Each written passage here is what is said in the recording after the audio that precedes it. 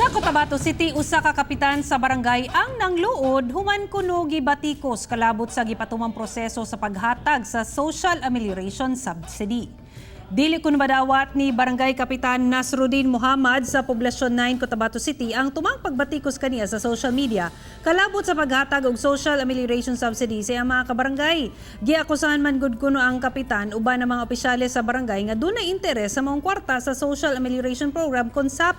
Wala sab kuno miuyo ng kapitan sa gisabutan sa mga purok leader nga imbes ihatag sa 337 ka qualified beneficiaries sa barangay, ibahin-bahin na lang unta kuno sa kapin 900 ka mga residente aron maapod butang nga gialmahan sa ubang beneficiaries. Buot karon sa kapitan nga i-turn over pagbalik ngadto sa DSWD ang pagpanghatag sa mga subsidy. Kinuluyo sa kasabutan tali DSWD ug LGU nga ipaagi sa barangay ang proseso sa SAP. Tungod nini madelatar gyud ang paghatag sa subsidy sa barangay. Wala pay pahayag ang DSWD kalabot niini. Nakakalungkot lang kasi na isipin, no? Kasi po hindi pa nga nangyari. Sa form pa lang ang pinag-uusapan. Nagkaroon na kami ng insultuhan. Lahat sinisira kami.